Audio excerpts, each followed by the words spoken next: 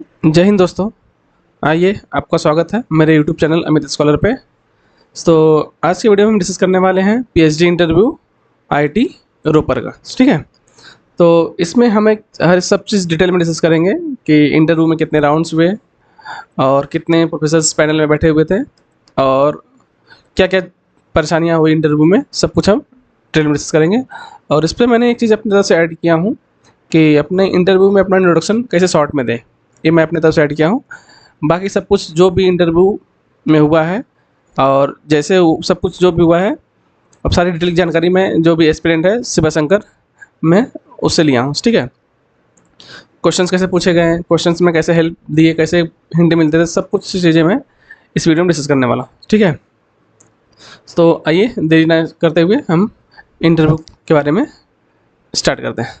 ठीक है, तो इंटरव्यू में पहला स्टेप होता है कि हाँ, यहाँ पे हुआ था फर्स्ट राउंड, मतलब टोटल यहाँ पे 2 राउंड हुए थे। तो फर्स्ट राउंड में टोटल इन्होंने स्टूडेंट सेलेक्ट किया था कुछ 22 स्टूडेंट को। ठीक है, फर्स्ट राउंड में 22 स्टूडेंट को शॉर्टलिस्ट किए थे। तो फर्स्ट राउंड में और जो इंटरव्यू पैनल थे, इंटरव्यू पैनल में कितने प्रोफेसर थे? 7 प्रोफेसर बैठे थे इंटरव्यू पैनल में। ठीक है, और इस इंटरव्यू पैनल में वही बैठता है जिसको स्टूडेंट लेने होते हैं। ठीक है, और बाकी जिसको नहीं लेने होते वो इंटरव्यू पैनल में बैठते ही नहीं। और इनके से 1-2 बैठे हुए तो अभी प्रोफेसर के सपोर्ट में बैठते हैं क्योंकि इनको स्टूडेंट लेना होता है। तो हर एक प्रोफेसर से क्वेश्चन पूछे जाते हैं, उसके बेस पे उनको मार्किंग मिलती है।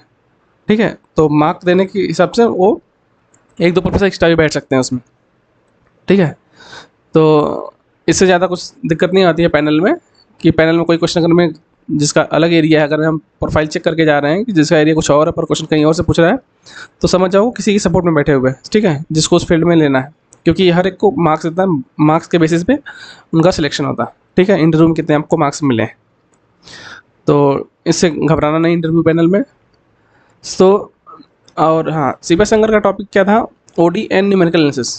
ठीक है, ओडी और न्यूमेरिकल्स में न्यूमेरिकल ऑफ ओडी वाला पार्ट था। ठीक है, पूरा न्यूमेरिकल नहीं था, उसने स्पेसिफाई मेंशन कर दिया था। तो और इसके बाद हम आते हैं, इंटरव्यू स्टार्ट होता है। तो इंटरव्यू स्टार्ट होने के बाद क्या पूछते हैं? पहले इंट्रोड्यूस योर सेल्फ। ठीक है, अपना इंट्रोडक्शन देना होता है इंटरव्यू में। तो इंट्रोडक्शन आप कुछ इस तरह से लिख सकते हो। ठीक है, अपना नाम, कहाँ से हो, मास्टर्स आपका कंप्लीट हुआ है, आपके पास कौन सी फेलोशिप है, विद रैंक के साथ में आप बता सकते हो। तो ब्रीफ इंट्रोडक्शन देना है, ज़्यादा कुछ बोलना नहीं है वहाँ पे। ठीक है, ये अपने हिसाब से आप बोल सकते हो। ये चीज़ें मेरी तरफ से ऐड है, बाकी सब कुछ जो भी डेटा मिला है सब कुछ शिवाशंकर से मिला है, मैं वही सब चीज़ आपको बताने वाला। ठीक है, तो क्वेश्चन आया था, पहला प्रेफरेंस था ओडी। तो पहला प्रेफरेंस ओडी से क्वेश्चन आए थे। ओडी से क्वेश्चन क्या आया था? Define the existence and uniqueness theorem of OD. ठीक है, ये बहुत इंपॉर्टेंट क्वेश्चन है। अगर मैं आप ओडी का इंटरव्यू देने वाले हो तो इस क्वेश्चन को अच्छे से कर लेना। ठीक है, इस क्वेश्चन के बारे में अच्छे से कर लेना।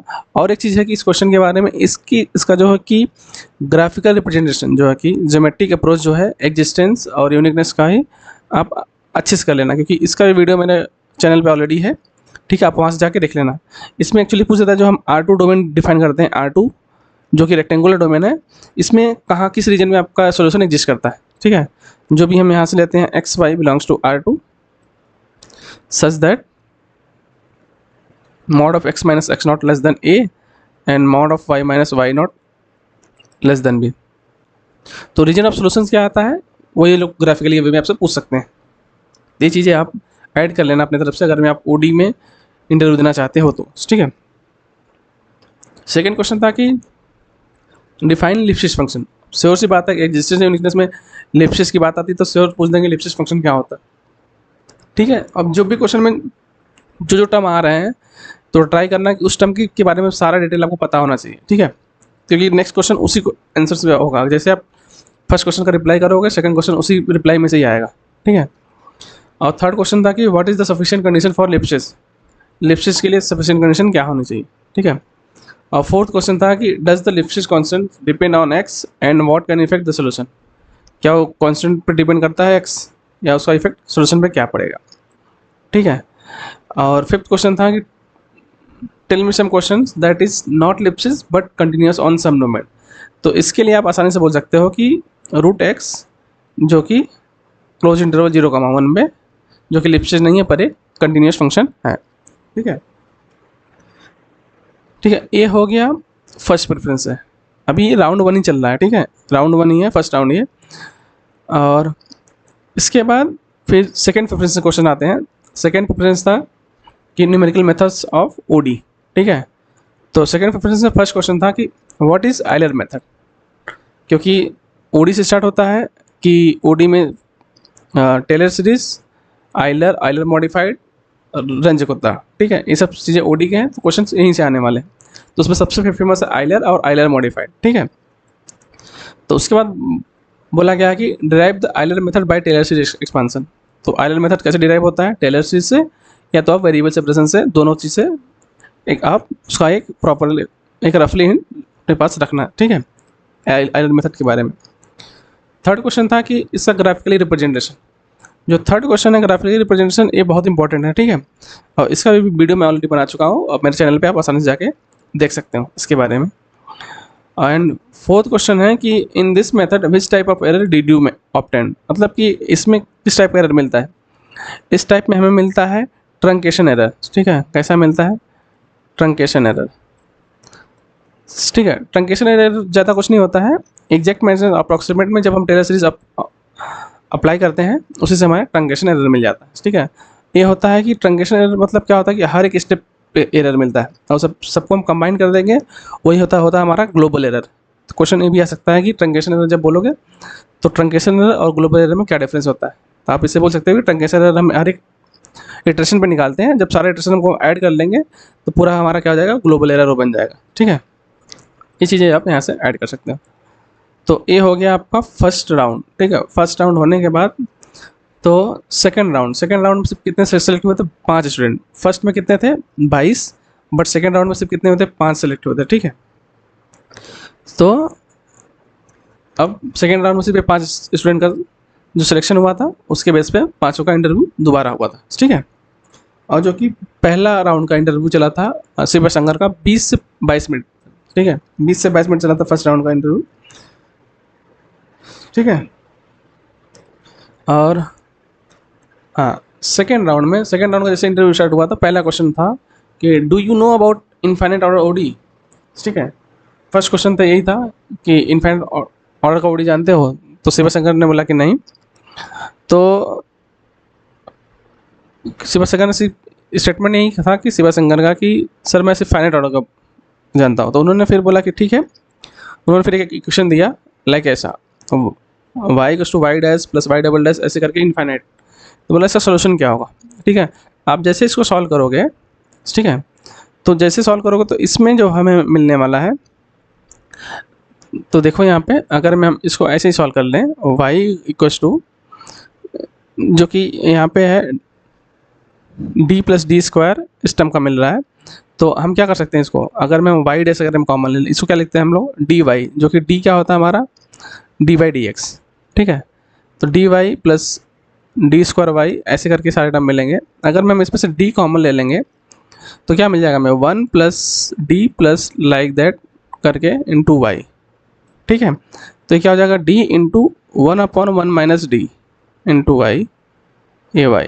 जब इसको सिंप्लीफाई करोगे तो सिंप्लीफाई करने के बाद आपको कुछ सोल्यूशन इस टाइप का मिलेगा, y = c इंटू e⁻x/2 इस टाइप का सोल्यूशन मिलेगा, ठीक है। अब देखो क्वेश्चन यहाँ आता है कि ये है इनफाइनाइट ऑर्डर का, तो बट इसमें आर्बिट्रेरी कांस्टेंट कोई एक ही मिल रहा है। बट अब तक हमने सीखा है कि जितने ऑर्डर का डिफरेंशियल इक्वेशन उतने हमें आर्बिट्रेरी कांस्टेंट मिलते हैं, जितने ऑर्डर का डिफरेंशियल इक्वेशन होता है उतने हमें आर्बिट्रेरी कांस्टेंट्स मिलते हैं, नंबर ऑफ आर्बिट्रेरी कांस्टेंट, ठीक है। तो इसमें क्वेश्चन ये था कि यहाँ पे इनफाइनाइट ऑर्डर का है पर हमें आर्बिट्रेरी कांस्टेंट 1 मिल रहा है, ऐसा क्यों, कुछ आइडिया है यहाँ पे। तो नेक्स्ट क्वेश्चन इसी से था कि Y there exist only one arbitrary constant but it has infinite order, ठीक है। इसके पास इनफाइनाइट ऑर्डर का डिफरेंशियल इक्वेशन है, बस इसके पास आर्बिट्रेरी कांस्टेंट एक ही क्यों है, ठीक है। तो क्वेश्चन ये था। तो इससे बहुत इंपॉर्टेंट क्वेश्चन अगर मैं देखना, इस कारण थोड़ा सोचना कि इनफाइनाइट ऑर्डर का है पर इसमें फर्स्ट ऑर्डर का ही मतलब कि एक ही आर्बिट्रेरी कांस्टेंट क्यों मिलता है।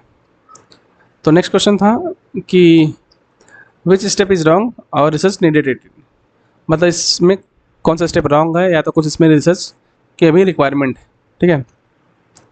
ये था। फिफ्थ क्वेश्चन था कि what are the wave equations and heat equations and say the is initial condition and boundary condition. इसकी initial condition and boundary condition के बारे में बताना है। तो ये ओडी के बारे में आप चाहोगे तो इस क्वेश्चन को आप मना कर सकते हो कि सर मैंने सिर्फ ओडी तैयार करके आया हूँ, पीडी के बारे में नहीं पढ़ा हूँ, ठीक है। तो आप यहाँ से आसानी से बच सकते हो, अगर लेकिन आपको है आइडिया तो आप वहाँ पे बता सकते हो, ठीक है। 5th क्वेश्चन था ये, और एक क्वेश्चन था यहाँ पे कि हाँ लैप्लास इक्वेशंस और इसकी कंडीशन बताना था। नेक्स्ट क्वेश्चन था जो कि Laplace equation and it's initial condition and boundary condition के बारे में बताना था, ठीक है। तो एंड उसके बाद नेक्स्ट क्वेश्चन था कि इंटरपोलेशंस पॉलिनोमियल के बारे में आप क्या सोचते हो। जैसे इंटरपोलेशन पॉलिनोमियल कैसे लिखते हैं हम, कि हमें number of sets of data दिया गया, जैसे x0 y0 x1 y1 comma ऐसे मेरे पास xn yn ऐसे सेट्स ऑफ पॉइंट है। तो हम अप्रॉक्सीमेट करते हैं कि इस सेट ऑफ पॉइंट्स को एक पॉलिनोमियल से Pn of x such that हम क्या लिखते हैं a0 x प्लस a0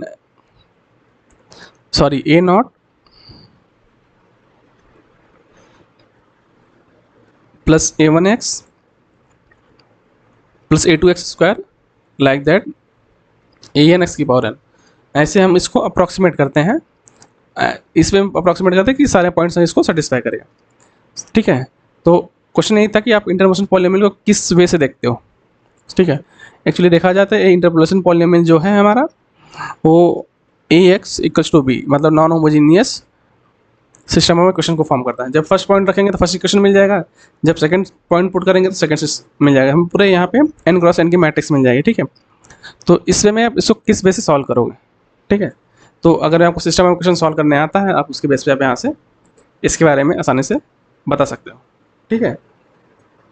तो इतने सारे क्वेश्चन पूछे गए थे शिवा संगर से IIT रोपर में, जो कि अभी बताया था कि आपको यहाँ पे 2 राउंड हुआ था, फर्स्ट राउंड और सेकेंड राउंड। फर्स्ट राउंड में 22 स्टूडेंट थे, सेकेंड राउंड में जो कि सिर्फ 5 स्टूडेंट थे, ठीक है। तो आपको इस विषय से तैयारी करना। और एक चीज़ है कि इसमें अप्लाई करने से पहले इसका नोटिफिकेशन एक बार देख लेना।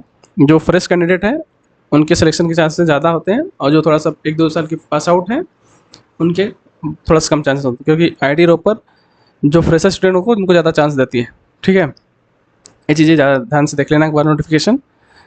और तो इस वीडियो में इतना ही, and thank you for watching. और लास्ट में वीडियो को लाइक शेयर और सब्सक्राइब करना ना भूलें। अब मिलते हैं अगले वीडियो में, तब तक के लिए जय हिंद।